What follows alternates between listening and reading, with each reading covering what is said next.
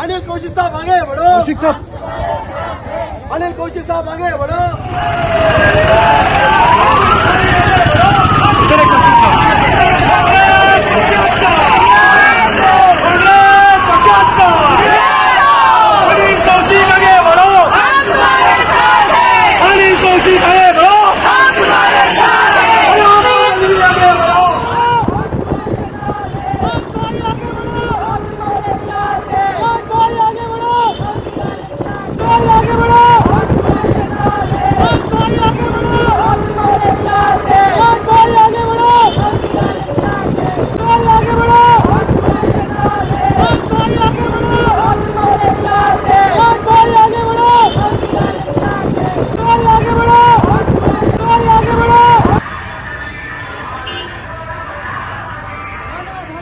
मैं Waheed Ansari rebel times में आपका स्वागत है। जैसा कि आप सभी जानते हैं कि जल्द ही महाराष्ट्र में विधानसभा इलेक्शन होने वाले हैं और ऐसे में सियासी गलियारों में घमासान मचा हुआ है। हर पार्टी में खींचातानी चल रही है। सियासी मैदान अखाड़ा बन चुका है और हर कोई शक्ति प्रदर्शन में लगा है। वहीं नवी मुंबई जिला कांग्रेस कमेटी की तरफ से कार्यकर्ता मिलन और सत्कार समारोह का आयोजन किया गया।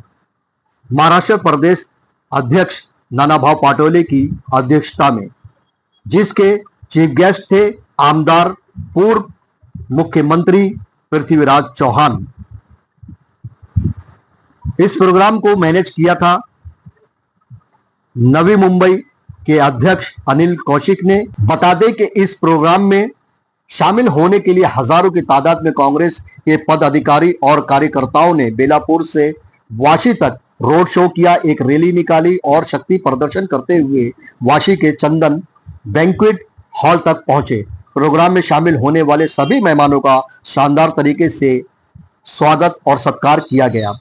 बता दें कि इस मौके पर अश्विन अभय अगमकर के मार्गदर्शन में अक्षय कटार नॉर्वे साहब, विक्की कामले साहब, अधिराज इंगवाले साहब, अभिषेक इंगवाले साहब, रामचंद्र दलवी साहब, एडवोकेट अरुज जोशी साहब और फहद अंसारी साहब ने कांग्रेस पार्टी में प्रवेश किया। इन सभी को पद की नियुक्ति भी की गई। अश्विन अभय अगमकर को महाराष्ट्र का जनरल सेक्रेटरी बनाया गया। कांग्रेस पार्टी में शामिल होने वाले सभी लोगों का सत्कार बड़े शानदार तरीके से किया गया। इस मौके पर मीडिया से बातचीत करते हुए सभी लोगों ने और सभा को संबोधित करते हुए आमदार और पूर्व मुख्यमंत्री पृथ्वीराज चौहान और महाराष्ट्र प्रदेश के अध्यक्ष नानाभाऊ पाटोले ने क्या कुछ कहा है, देखिए हमारी इस खबर में। हर तरह की खबरों के लिए देखते रहें रेबल टाइम्स। हमारे चैनल को सब्सक्राइब करें, लाइक करें, शेयर करें और हाँ, बेल आइकॉन का बटन दबाना ना भूलें ताकि हमारी हर खबर सबसे पहले आप तक पहुंचे।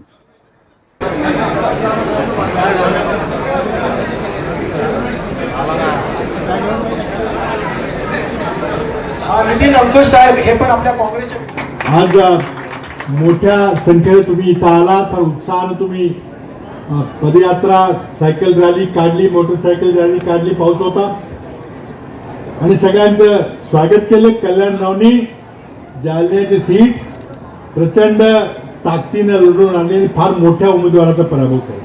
केंद्रीय मंत्री, आमदार आणि मराठवाड्यातलं वातावरणाचं आज ते प्रचंड मोठं वातावरण झालेलं आहे। 8 पैकी 7 जागा आपण जिंकल्या, 8वी जागा देखील ते तांत्रिक चुका झाल्या आपल्या, नाहीतर ती 8वी जागा देखील आली असते। महाराष्ट्रामध्ये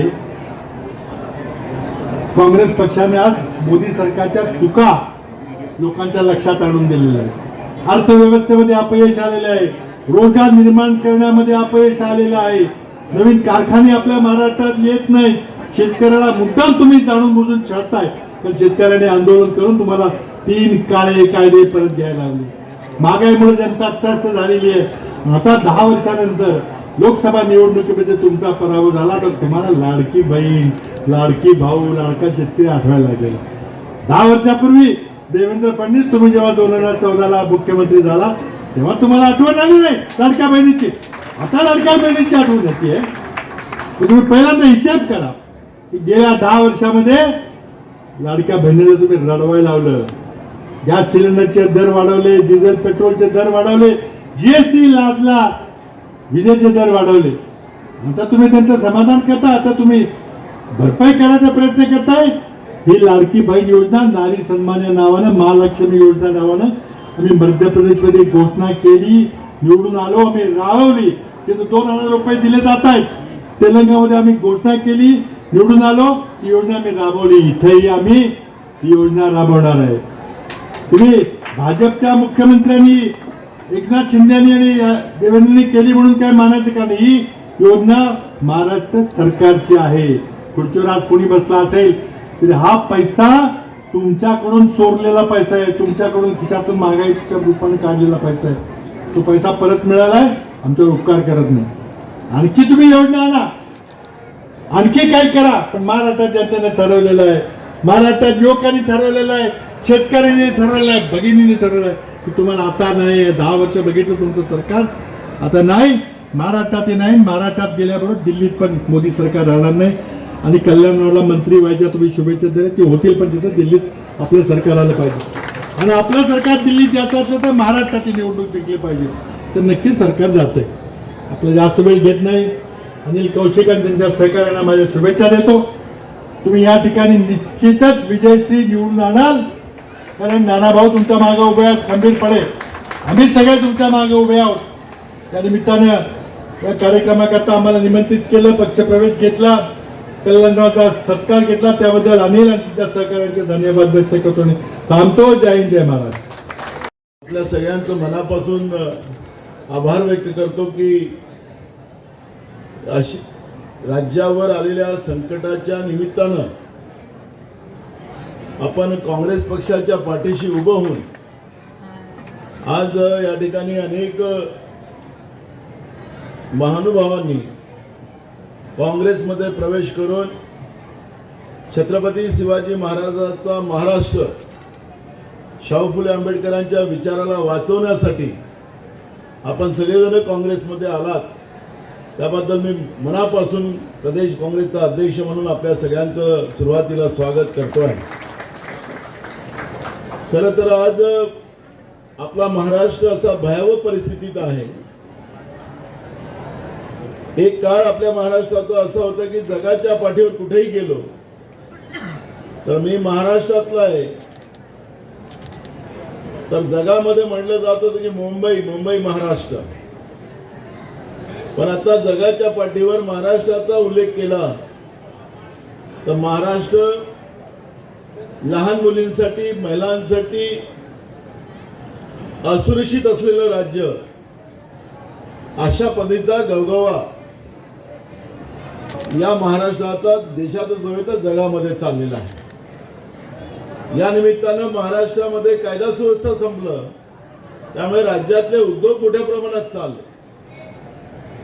मला आठवतं की राज्याचे मुख्यमंत्री वसंतराव नाईक साहेब जेव्हा होते त्यावेळेस आपला महाराष्ट्र, पुढच्या काळातला महाराष्ट्र, भविष्यातला महाराष्ट्र, नवीन शहर आणि तो विकसित प्लॅन शहर कशी आपल्याला निर्माण करता येईल अशा पद्धतीचा एक पायंडा वसंतराव नाईक साहेबांनी त्या काळामध्ये उभा केला आणि तिथूनच आमच्या नवी मुंबईची निर्मिती झाली.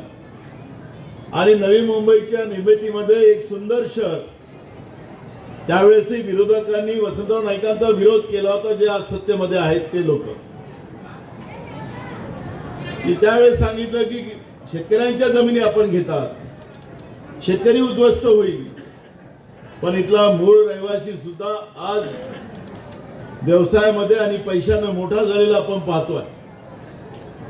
जगामधून लोक इथं आलीत आणि महाराष्ट्रातच नव्हे तर संपूर्ण देशाचं लोकैक नवी मुंबईच्या माध्यमातून वाढलं. तर त्याचं खऱ्या अर्थानं आपण पाहिलं की नवी मुंबई निर्माण करण्यामध्ये काँग्रेसचं मोठं योगदान आहे.